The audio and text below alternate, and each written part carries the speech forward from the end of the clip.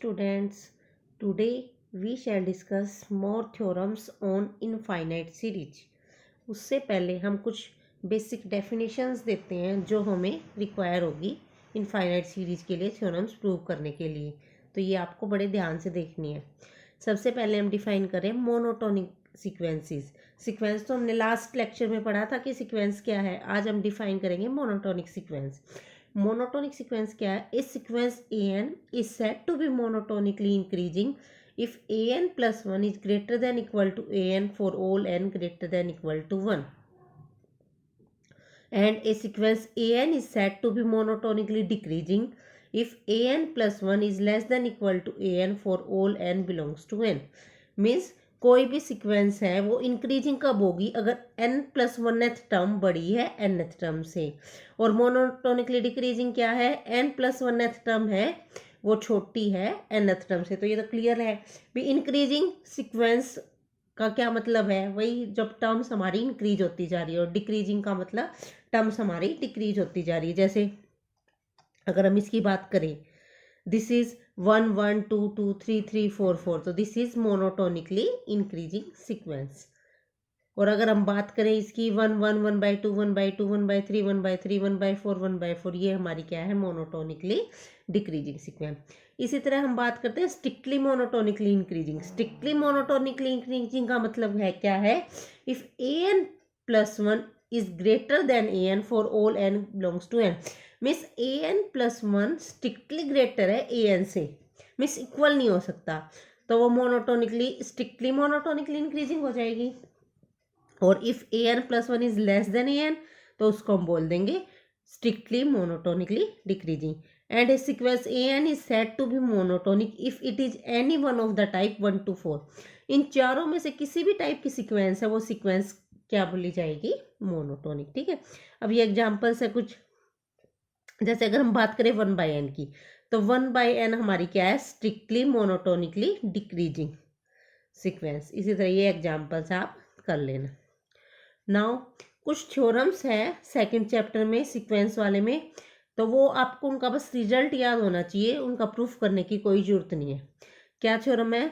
A monotonically increasing sequence an which is bounded above converges to its least upper bound. Means क्या है?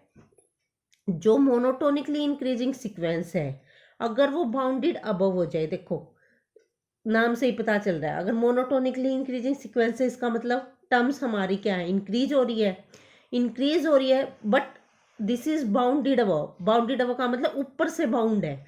ऊपर से bound है का मतलब इन्फिनिटी तक नहीं जा रही है, ऊपर से बाउंड हो रखी है, तो वो सीक्वेंस क्या बनेगी? हमारी convergent.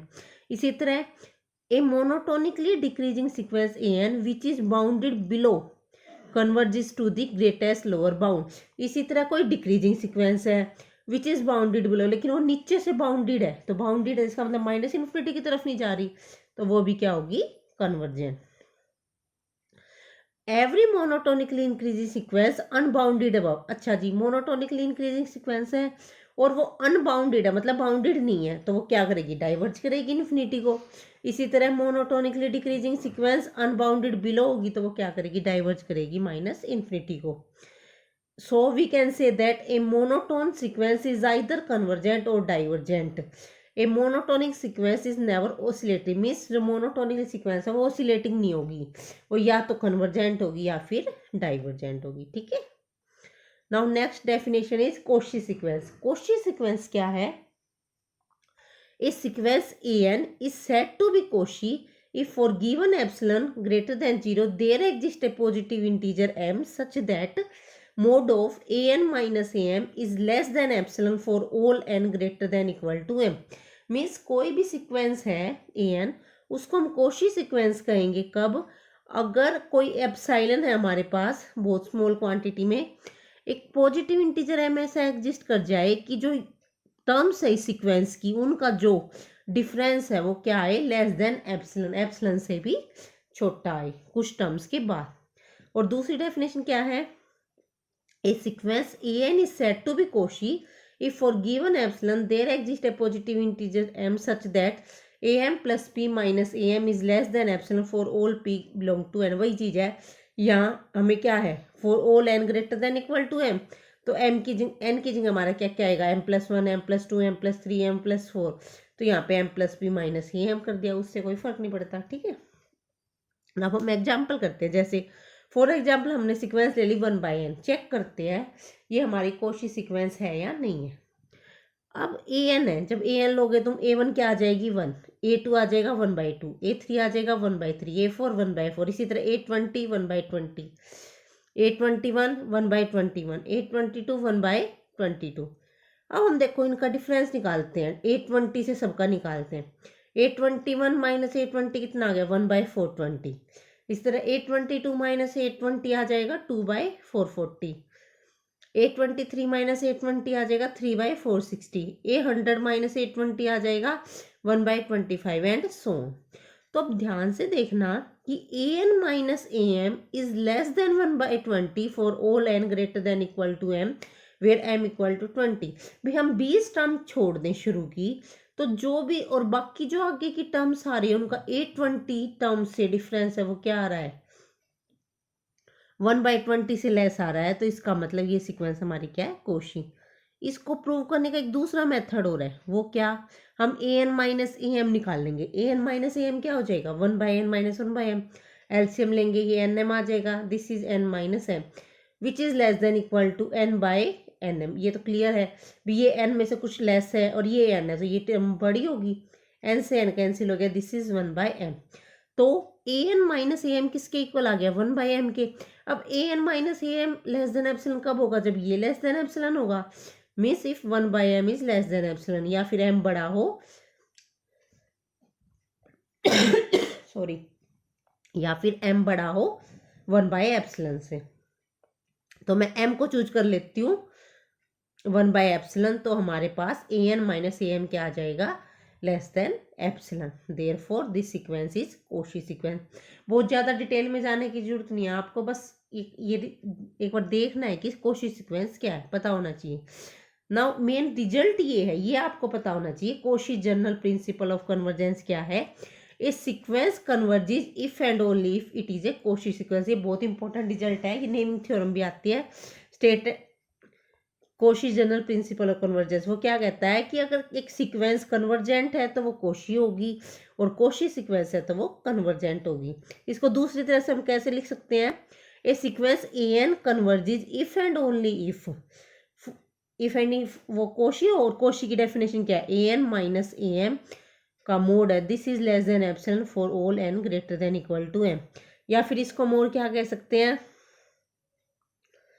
am+1 a plus am+2 up to so on an is less than epsilon for all n greater than equal to m।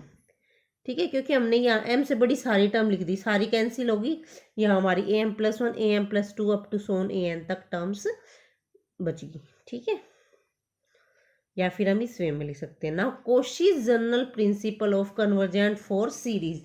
अब हम अपने मेन चैप्टर पे आते हैं, सीरीज पे। A necessary and sufficient condition for a series an to converge is that to each epsilon greater than 0 there exists a positive integer m such that am+1 plus am+2 up to so on an का mod है वो क्या हो less than epsilon for all n greater than equal to m, कि ये जो series है converge करेगी अगर हमारे पास ये कंडीशन होल्ड हो जाए। ठीक है, let us solve this. Let Sn denote the partial sum of first n terms of the series. हमें an सीरीज की कन्वर्जेंट चेक करनी है तो हमें Sn की कन्वर्जेंस चेक करनी होगी, तो Sn क्या होगा फर्स्ट n टर्म्स का सम, तो a1 plus a2 plus a3 up to so on plus an। Now series an converges if and only if Sn converges. अगर Sn कन्वर्ज करेगी तो सीरीज कन्वर्ज कर जाएगी। तो Cauchy general principle of convergence से Sn converge करेगी अगर Sn क्या होगी कोशी सीक्वेंस, यानी कि Sn minus Sm is less than epsilon for all n greater than equal to m।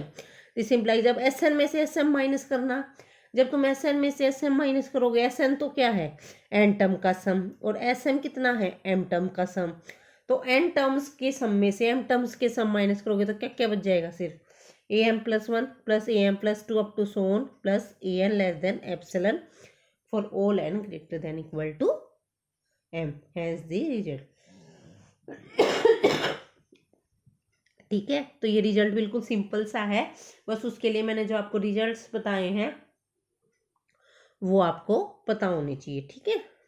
तो उसके बिना ये रिजल्ट नहीं हो पाता। वैसे सिंपल सा है, 3-4 लाइन का प्रूफ है इसका, ठीक है। Now series of positive terms. अब हम डिफाइन करते हैं series of positive term. A series a n for which a n is greater than 0 for all n is called a series of positive term. नाम से ही पता चल रहा है सीरीज ऑफ पॉजिटिव टर्म क्या है, जिस सीरीज में सारी टर्म्स पॉजिटिव हो, that is a n is greater than 0 for all n, तो उसको हम क्या बोल देंगे, सीरीज ऑफ पॉजिटिव टर्म, ठीक है। Now next theorem is a positive term series either converges और डाइवर्जेस टू इंफिनिटी। हमें ये शो करना है कि जो पॉजिटिव टर्म्स की सीरीज है वो या तो कन्वर्ज करेगी या डाइवर्ज करेगी, वो ऑसिलेटिंग नहीं हो सकती, ठीक है। तो let a n be the series of positive term such that Sn denote the partial sum of its first n terms. Therefore Sn क्या हो जाएगा, a1 plus a2 plus up to so on an minus 1 plus an। तो Sn minus 1 क्या हो गया, a1 plus a2 plus up to so on an minus 1। Now Sn minus 1 निकालना, जब हम इन दोनों को लेस करेंगे तो क्या आ जाएगा an, और वो क्या है ग्रेटर देन 0। तो यहाँ से Sn क्या आ गया, ग्रेटर देन Sn minus 1। तो यहाँ से देखो साफ पता चल रहा है कि Sn बड़ा है Sn माइनस 1 से फॉर ऑल एन। इसका मतलब Sn क्या होगी, monotonically increasing sequence. Monotonically increasing sequence है। अब मोनोटोनिकली इंक्रीजिंग सीक्वेंस है तो हमने रिजल्ट किया था कि मोनोटोनिकली इंक्रीजिंग सीक्वेंस होते हैं वो आइदर कन्वर्जिज और डाइवर्जिज टू इन्फिनिटी। तो इसका मतलब Sn या तो कन्वर्ज करेगी या डाइवर्ज करेगी इन्फिनिटी को।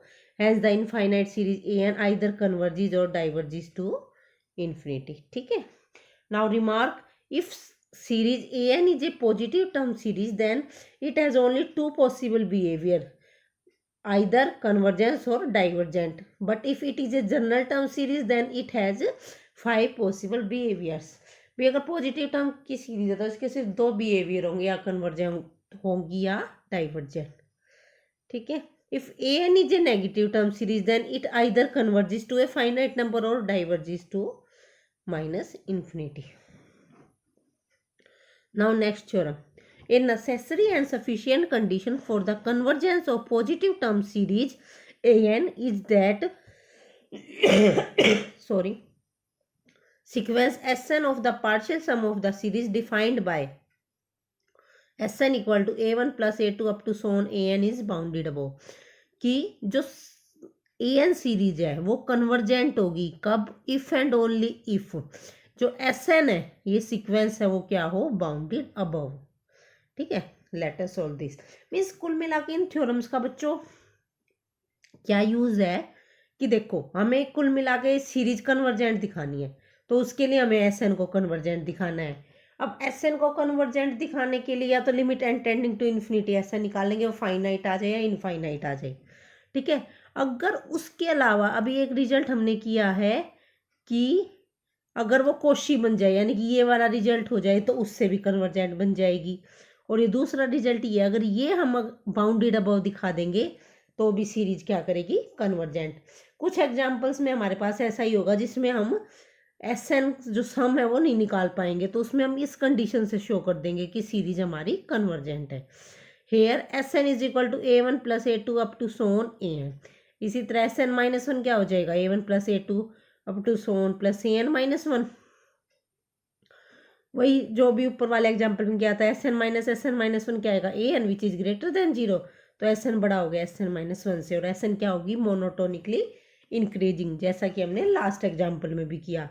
नाउ कंडीशन इज नेसेसरी, मतलब हमें क्या शो करना है, हम मान के चलते कि Sn बाउंडेड अबव है और हमें दिखाना है कि जो सीरीज ए है ना वो कन्वर्जेंट है।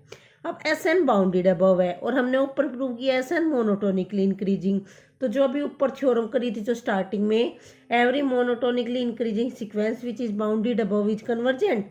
तो Sn क्या होगी, कन्वर्जेंट। Sn कन्वर्जेंट है तो सीरीज भी क्या होगी, कन्वर्जेंट। नाउ कन्वर्स पार्ट यानी कि कंडीशन इज सफिशिएंट। अब हम मान लेते हैं an कन्वर्जेंट है और हमें दिखाना क्या है कि जो Sn सीक्वेंस है वो बाउंडेड अबव है। उसके लिए देखो an कन्वर्जेंट सीरीज है, an कन्वर्जेंट है तो Sn कन्वर्जेंट होगी, जो पार्शियल सम की सीक्वेंस है वो कन्वर्जेंट। और कन्वर्जेंट सीक्वेंस हमेशा क्या होती है, बाउंडेड। तो but every convergent sequence is bounded, therefore Sn भी क्या होगी, बाउंडेड। ठीक है, and in particular bounded above, hence the result, यही हमें शो करना था। ठीक है, तो आपको ये 2-3 थ्योरम्स हैं, ये इंपॉर्टेंट है, आ जाती है, देखो ये 2014 और 8 में भी आई हुई है, तो आपको ये कर लेने, बिल्कुल छोटी छोटी है, बिल्कुल आसान है। जो भी मैंने ये ऊपर रिजल्ट बताए थे ये आपके सेकंड चैप्टर में है, आपको ये बस लर्न करने हैं। ठीक है, ठीक है, अब आपको इससे रिलेटेड सम करने, कोई प्रॉब्लम हो तो आप पूछ सकते हो। Thank you.